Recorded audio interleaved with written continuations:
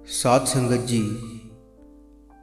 आज की साखी में सतगुरु नानक ब्रह्मा विष्णु और महेश के बारे में क्या कहते हैं, आइए बड़े ही प्यार से आज का ये प्रसंग श्रवण करते हैं।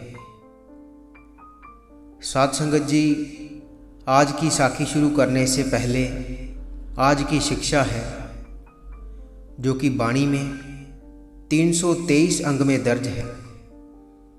सतगुरु फरमाते हैं, हे मेरे मन, ये दुनिया एक खेल है, एक नाटक है।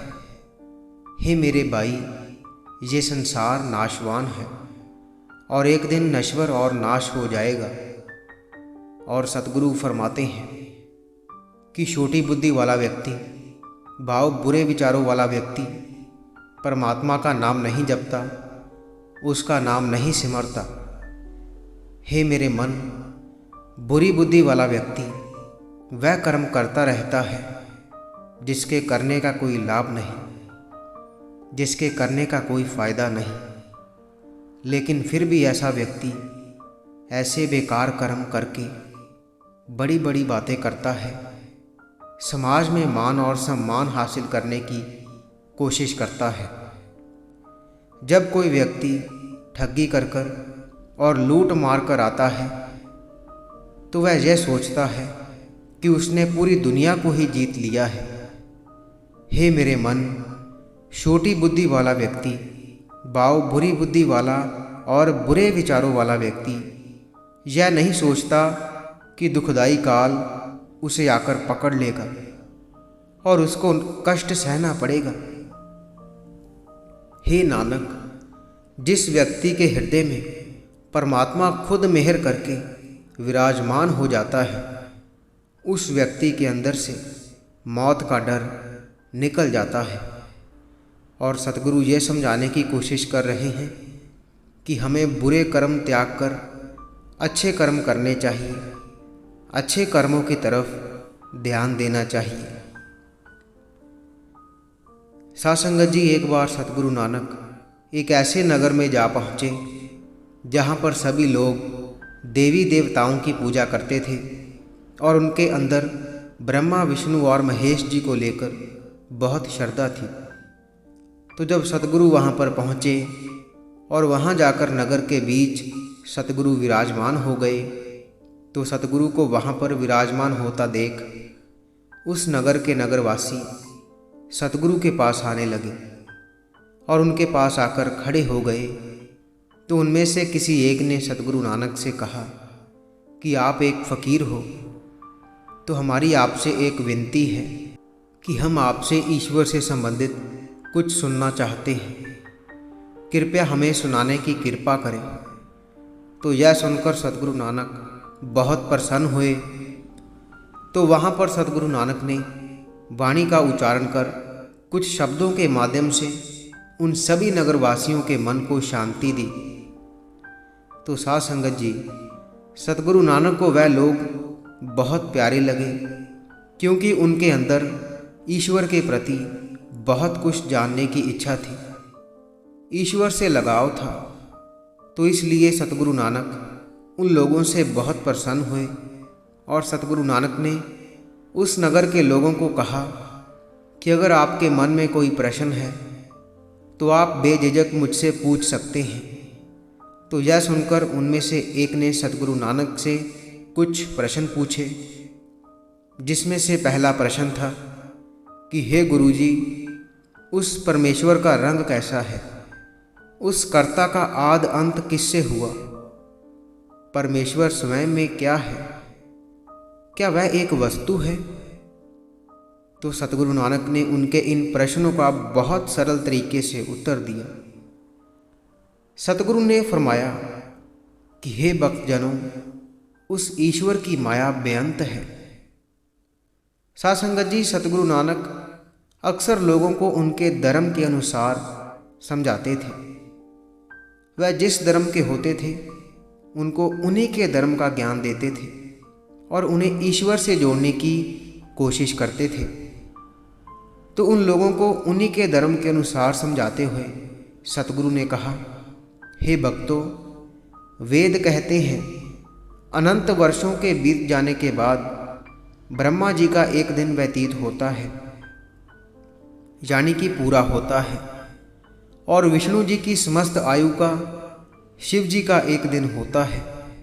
इस प्रकार कई हजार वर्ष शिव जी का एक दिन होता है। इसलिए उस जगत के ईश्वर की माया का कोई पार नहीं पाया जा सकता, उसकी माया का कोई अंत नहीं पाया जा सकता। तो जिसकी माया का अगर कोई अंत नहीं है तो उस माया के स्वामी के बारे में कौन कुछ कह सुन सकता है।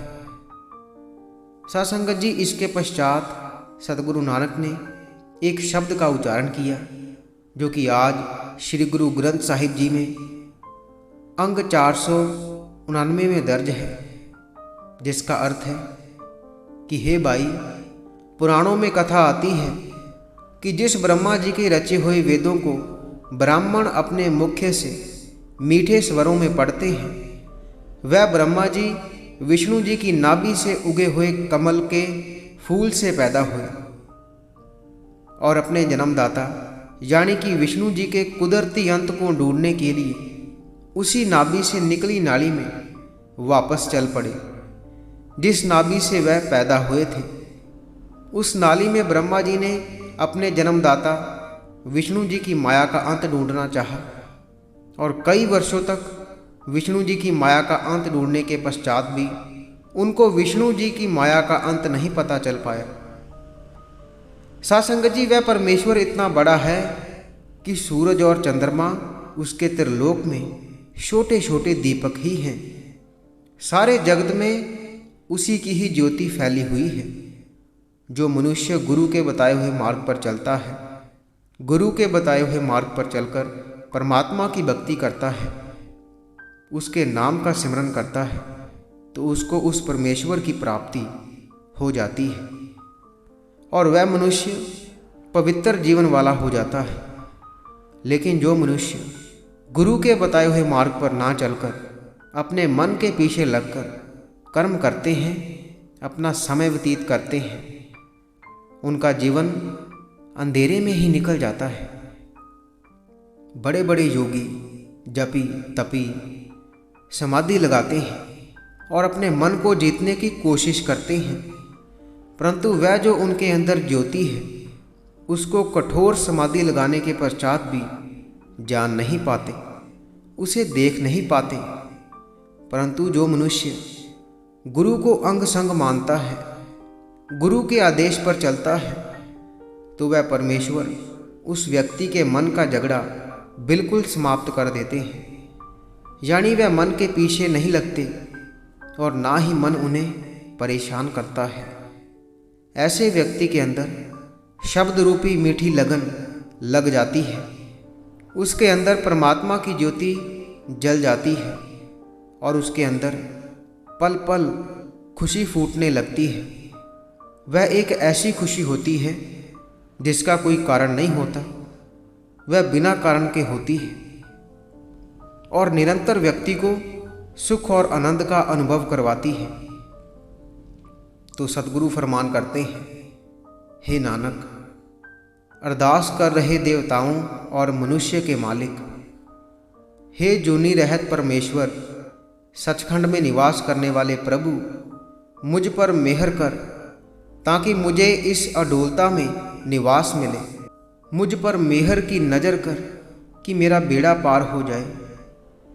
सासंगत जी, इस तरह सतगुरु नानक ने उन लोगों को वेदों के आधार पर यह समझाने की कोशिश की थी कि विष्णु जी की नाभि से जन्म लेने वाले जब ब्रह्मा जी उनकी माया का अंत नहीं पा सके, तो उस जगत के ईश्वर एक ओंकार का अंत कोई कैसे ढूंढ सकता है, और उसकी माया अनंत है।